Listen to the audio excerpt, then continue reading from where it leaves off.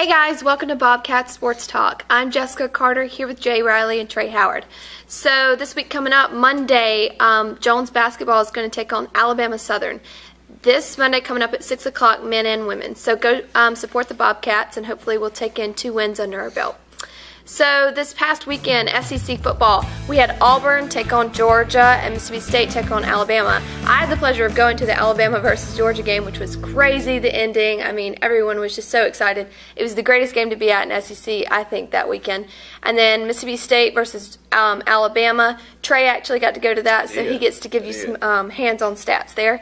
But Auburn ended up taking the win, crazy, and then Alabama consistently took another win against State. So, guys, what are your thoughts on these games after? I'll let you go first. Well, I was at the Alabama-Mississippi State game, and it was loud. Cowbells ringing everywhere. You know how it is down there in Starkville. But this Alabama team, the past 4 or 5 weeks, they've been on it. They've been looking like the number 1 team in America. But this past game, not so much. They were fumbling the ball, throwing interceptions. They didn't look like Alabama.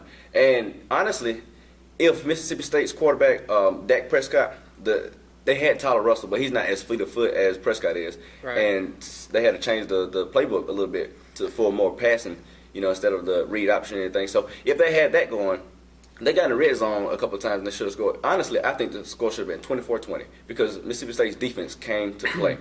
I mean, they showed up and they stopped Alabama as best as they could. They're the number 1 team. All right, what can you expect? But Mississippi State played ball. And Alabama looked shaky. Now, I'm not saying they shouldn't be number 1. They had a workmanlike win. But I'd be wary of this upcoming game against Auburn because Alabama, they did not look like the Alabama team we expected. My take on that is it was not the type of game that you expect from a number 1 contender. You don't expect that from a team like Alabama that has a history behind them and, everyone thinks that they're the number 1 team and all this, and they go out and they're playing Mississippi State. But I'm going to give Mississippi State some credit for their defense because they've got some big boys on their defense. And their front 7, they're pretty good now. I mean, they're not the best in the SEC, but they're not the worst by any means. So I'm going to say that they have a really good defense. So I give them credit where it's due, but like you said, Alabama was very shaky. They didn't show the personnel, didn't show up, and they didn't really play the type of game that we were expecting. We were looking for a 35-7 victory, or who knows, even a 42-3. Always had a strong defense. They just don't have the offense to complement. Right. And your boy, your Heisman man, A.J. McCarron, went 18 for 32, 187 yards, 2 touchdowns, and 2 picks. He did, but here's the thing, and this is where he's going to fall out of the Heisman. Even though they won, he's going to fall out of my Heisman top 5 for that. But the fact that he didn't throw another interception over what he threw in touchdowns, that makes a big difference. Because if he would have threw three interceptions and 2 touchdowns, then I would have kind of been like, okay, AJ, you're going to drop out of my top 10 because those interceptions late in the season, they hurt the Heisman candidate really bad. So I look at that and I say, okay, AJ may not be in the top, but hey, we still won the game 20-7, and Alabama still got an opportunity. But like you said, I think that whenever they play Auburn, that's going to be a good matchup. That's going to be a really good game because we're going to see what Auburn's made of, and we're going to see if Alabama's still the championship team they were in 09 and 11 and 12. Yeah, so some SEC games coming up to look forward to are Texas A&M versus LSU, Ole Miss versus Missouri, and Auburn takes on Alabama. I think those 3 games are going to be very crucial for the rankings. And so coming up, or actually college basketball, let's move on to that. Kansas beat Duke, Michigan State beat Kentucky. So let's do a little bit of comparison. I'm going to take on Andrew Higgins from Kansas versus Gary Harris from Michigan State. I think those are 2 really good team leaders. And what are your thoughts on those 2 guys right now in college basketball? I haven't kept up with college basketball that much this season, but I know that Michigan State's team from last year was pretty great. They were well composed and they had a great team put together. But I have to say that Kansas, man, Andrew Wiggins, he's turning out to be who everybody's kept on saying he was going to be. And, I mean, staying true to form, true to character, Andrew Wiggins is going to be an all-star one day if he ever makes the NBA. If he doesn't have a season-ending injury or a career-ending injury like Greg Oden did, and then finally back in the NBA, I see him being the superstar of the NBA one day. This Michigan State team, they're the real deal. Gary Harris last year was a freshman. Everybody expecting him to leave and go to the NBA. He came back. So Coach Izzo has his whole team there and ready and poised to make a championship run. But Andrew Wiggins, I had to say, he didn't impress me, really. He had the quietest 22 points I've ever seen. But when it got late in the game, I think Kansas was up on Duke 83-81, and Wiggins was one-on-one with his defender. He hit a step-back jump. I was like, money. Because that's what he does. He's an athlete. He's quick. He's fast. He can get to the hole. He's all those athletic traits. But I think we're missing out on two other guys. Kentucky's Julius Randle, with those fabulous freshmen that they have down there in Kentucky. He was slow to start in the first half. I think he only had 4 points, and he had 3 or 4 turnovers in the first half. But in the second half, he came out, and he was a man-child. He ended up with 27 and 13, and that's a guy to watch out for down there in Lexington. But the overall star out of those 2 games, those 4 teams, Jabari Parker from Duke. This guy, he has it all. I don't know why he was ranked behind Andrew Wiggins. Wiggins, he is a top 10 talent, no doubt. Yeah. And he's going to go 1 or 2 in the NBA draft whenever he decides to come out. But Jabari Parker, 27 and 9 rebounds, I'm talking about 9. Mm-hmm. And his poise, he just controlled the moment. Like, he wasn't afraid of anything. He just came in and, he owned the building. And Jabari Parker, heads and shoulders better than Andrew Wiggins to me. But like you said, Wiggins, he will be an all-star. He just raw to me. Yeah, he just needs some time to get that talent together, I think. And I think that he may need an extra year playing in the NCAA. I definitely think so. Before he goes off and decides to, go to the NBA, before he decides to declare for the draft. I know that there's at least 5 teams right now in the NBA that could use Andrew Wiggins the way he is. Probably more than that. Yeah. So exactly. So I think that he'll one day he'll get it together. But like you said, Jabari Parker, I watched him. He was a number 2 on ESPN's list whenever he was drafted whenever he was signed by Duke. And I watched the signing day, and just watching some of the highlights from him from high school, this boy's pure money. That's a bad boy. He's good. He's the only one I think out of those 3 guys that should declare for the draft next year. I think Randall and Wiggins need an extra year, but all 3 of them amazing talents to me. Well, as a Duke fan, I hope he stays. 4 years, right? Yeah. So let's move on to NFL. We have a lot of highlights to talk about. First off, let's talk about the Broncos versus the Chiefs and the Saints versus the 49ers. 2 great games. What are your thoughts on that? Let's take the Broncos first. The Broncos, everybody said that, the Chiefs were going to hold the Broncos. And they did. I mean, they held Peyton Manning pretty well. Peyton only had 1 touchdown, no interceptions, and he threw for about 65% completion with 330 yards.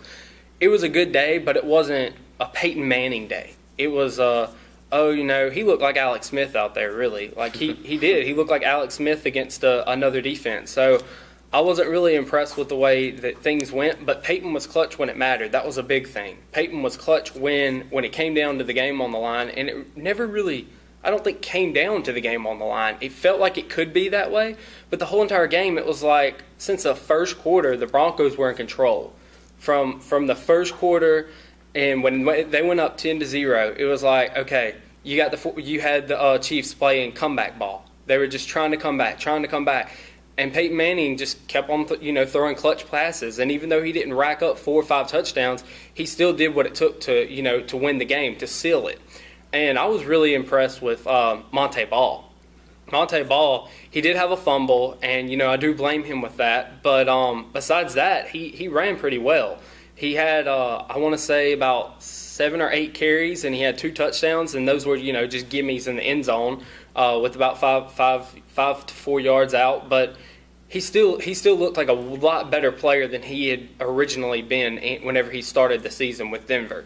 So I was impressed with Denver. I think that the next game against the Chiefs is going to be the all-tell story. Like, it's going to be in Arrowhead Stadium. It's going to be the tell-all of the. It's going to tell you, okay, are the Chiefs for real, or is Denver the real team that we should be worried about? But right now, I've got Denver power ranked at number 1, and most Bleacher Report has them ranked at number 1, and a lot of different websites have them ranked at number 1 because of that win.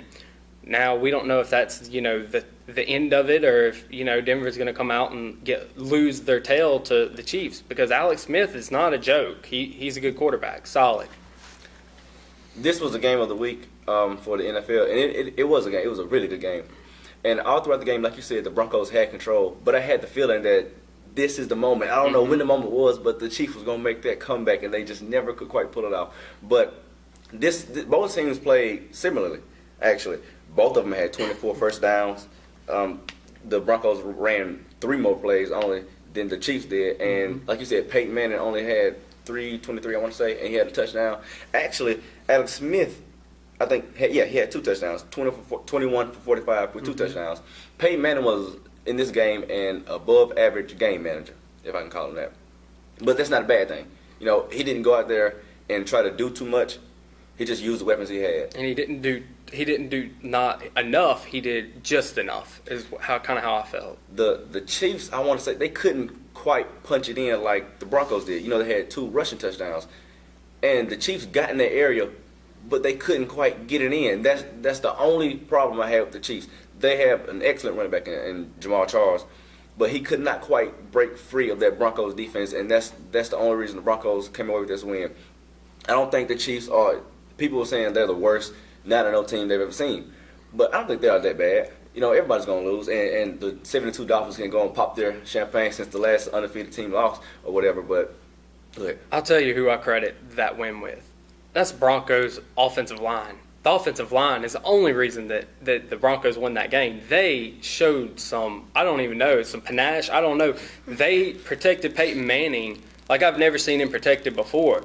You had Tamba Ali, one of the top pass rushers in the game today.